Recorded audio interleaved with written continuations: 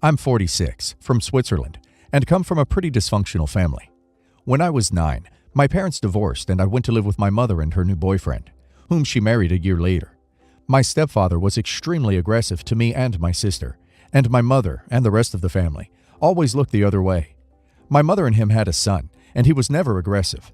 I left the house when I was 18 and moved out of the country, but kept in touch with my family sporadically. Over the years, my stepfather changed a lot, attending AA meetings. He has not had a drink in 15 years, and has expressed his regrets for treating us the way he did. I thought I got over my childhood issues and could move on with my life, until a recent incident. Last September, my sister, half-brother, and I were summoned to a family meeting. There, my stepfather announced that he had contacted a lawyer to ensure that when he dies, his money would not end up in my sister's and my pockets. Basically, according to the law, if he dies before my mother, she gets half of his estate, and my half-brother gets the other half. And then, when my mother dies, what she owns gets divided into 3 equal parts going to her 3 children.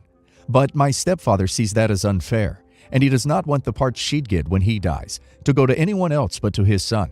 He asked my sister and I to sign a letter the lawyer wrote which said we would give our part of the will to our half-brother. Of course, we refused. My brother looked embarrassed but did not express any objection. My mother, as always, was silent. Seeing how we would not sign, my stepfather asked us to think about it. Fast forward, and here comes Christmas, and we are all again reunited. The subject comes up, and my stepfather becomes very irritated when we tell him we would not budge. That same night, all the aggression I suffered as a child started to resurface, and the next morning, I decided I was going to pack my bags and leave. My stepfather was not there, so my mother took the brunt of my anger. I told her that I would never forgive her for not protecting us, that she was as guilty as he was, and that I was going to do something that I should have done when I was 18. Break up with them, and never see them again. My sister respects my decision, but my brother said I was being too harsh and asked me to reconsider. Apparently, my mother and stepfather are devastated by my decision and have tried to reach out to me, but I am very reluctant to accept them back into my life. I don't think I could ever forgive them, and it is not even about the money. I would actually prefer they donate everything instead of starting this drama. Not the a-hole. Absolutely not. He asked you to sign something that pretty much says you're not part of the family, and in the case he dies first, and then your mom passes away, he still wants you to have nothing. What the duck? God, reading your post made me so angry. Marrying your mom should have meant becoming a father to the two of you, which he obviously did not do, and he still wants to perpetuate this. Not the a-hole. Your stepfather is devastated, because now the D-bag can't easily reach you to get you to sign off the money. Your stepfather and mom are being a-holes for allowing the aggression to happen in the first place. Your stepbrother is a raging a-hole for silently condoning it as an adult years after the fact, just to get a paycheck. Your stepbrother. Run, OP. Run, and don't look back. Your family sounds toxic. Totally not the a-hole. You don't owe your mom or her husband anything. If you choose to reopen communication with them on your schedule, that's fine, but it's up to you. Ordinarily, I'd say stepdad, but it doesn't seem as if your mom's husband was much of a parent. And while he might regret some of his more egregious behavior towards you and your sister, he clearly hasn't changed in his feelings toward you, or maybe needs therapy if he is really devastated. Regardless, don't feel pressured to reconcile unless you're ready to do it. To put it bluntly, I'm an affair baby. My father was, like I put it, a predatory university professor that took advantage of my mom. She fell pregnant with me, and he tried to make her terminate me. My mom didn't tell me any of this. It was my aunt that let it slip. My mom was a poorish girl and my maternal family could not help much. At that time in our country, A was strictly illegal. So she had me and had to hound my father for child support. His wife found out about me and my mother, and after some very dark times for both of them, that woman has seriously been an angel. She would reprimand him for not giving us child support, would appear to my birthday parties and then later on my plays, etc. My father made it very clear that he resented me for blowing up his perfect family. I have 2 half-brothers who I'm not very close with, but we get along. In our childhoods, they kinda picked on me, but because our father would badmouth me and my mom. My paternal side of the family has also never been very warm towards me, even going so far as to call my mom and call her a gold-digging homewrecker. Honestly, I always wondered why my stepmother stayed with him for so long. I guess it had to do with religion and keeping face, I don't know.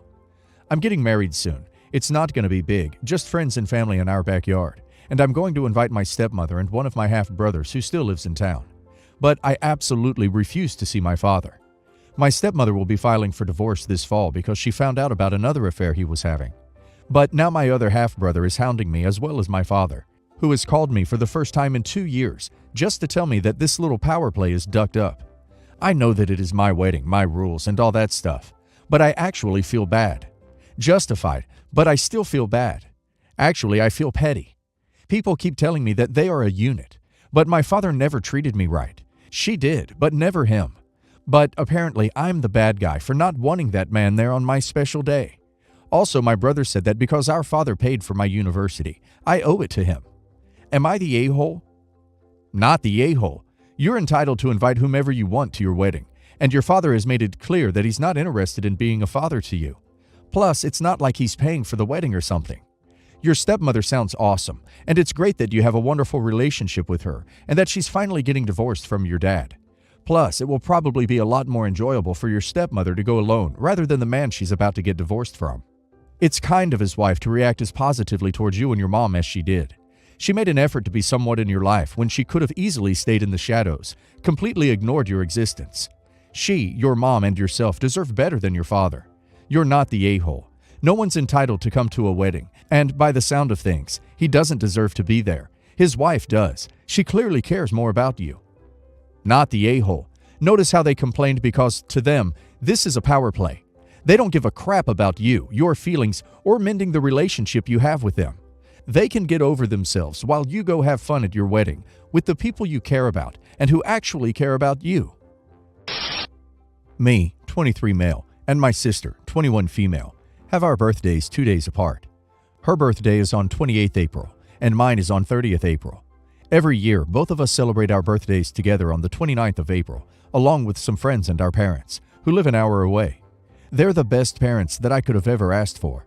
They've given me everything I've demanded, that they could afford and what they thought would be useful or harmless for me.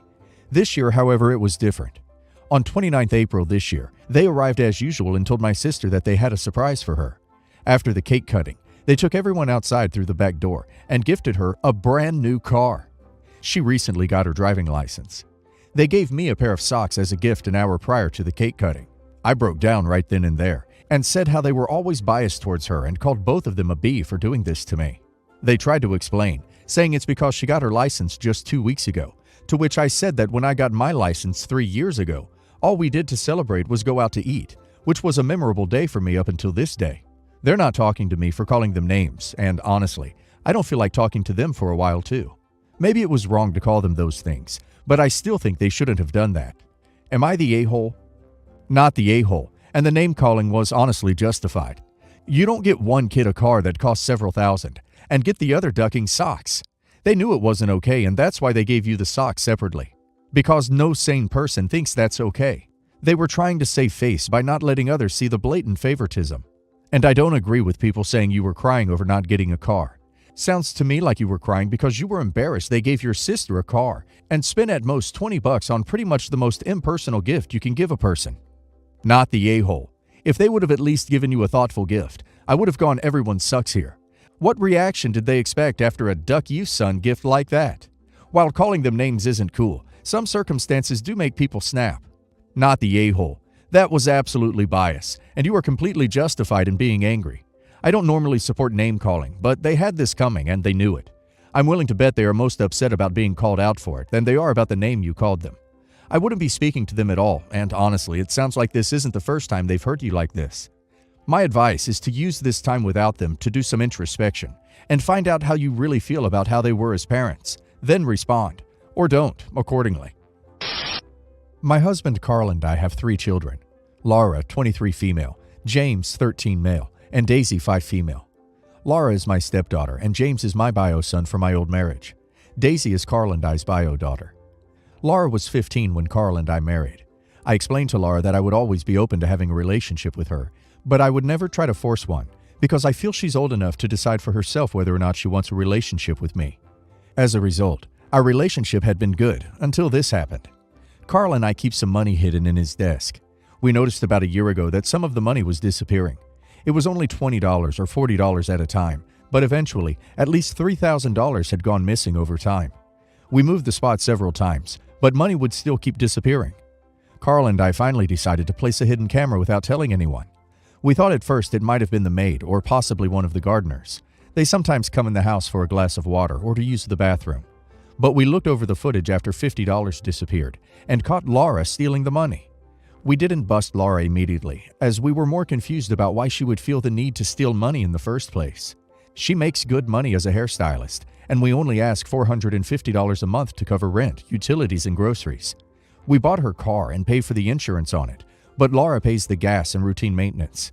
I also want to note that we live in SoCal, so the cost of living is very high. Laura told us later that day that she was running errands, so we secretly followed her to see what she was doing with the stolen money.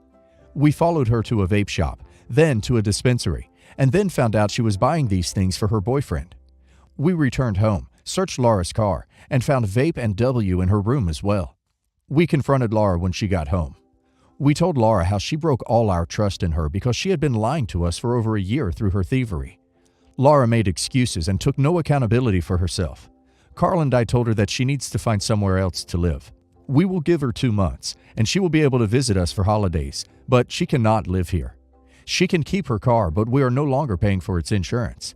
We were clear with her that we still love her, but we cannot have James or Daisy exposed to these things, especially Daisy, as she will start kindergarten in September, and we do not want her to copy this kind of behavior.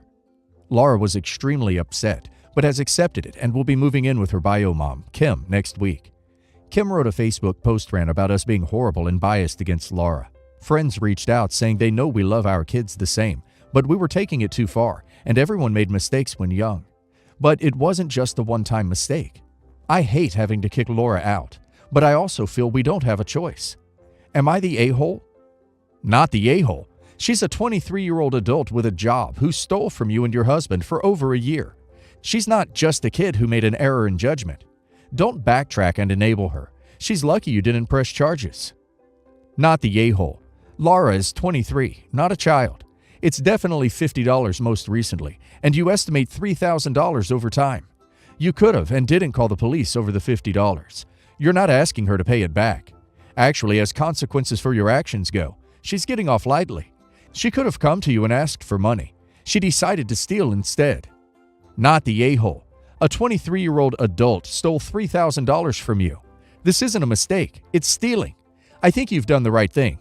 However, I don't think going through her belongings was an appropriate thing to do. I don't think it makes you guys a-holes. Just wasn't appropriate. So, I've got an older sister, T, that makes a significantly higher salary than me. She's got a house, a fully paid-off car, the whole American dream deal. I've got a stable job, but not one that is particularly high-earning. Last weekend, my car broke down. On a call, I was complaining to my sister about how jacked up car prices are and how I'll need to take out a car loan. She launched into a rant against car loans and how it is always better to wait and buy a car outright. When I told her I need a car now because mine fully broke down, she told me I should just take the bus until I have the money saved up. When I told her that wasn't realistic, she said, "See, things like this are why I was able to buy a house and you can't."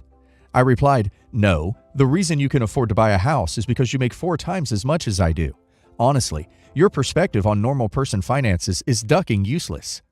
She got really mad at me about that because she considers herself to be a normal person, and I pointed out that she's anything but normal. She's been part of the upper class for the better part of 10 years now, and her perspective on money is 100% biased. She pretty quickly hung up the phone, and I haven't heard from her since.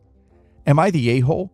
I may have gone too far in saying that she isn't a normal person, or that her perspective is useless, but honestly, it's true.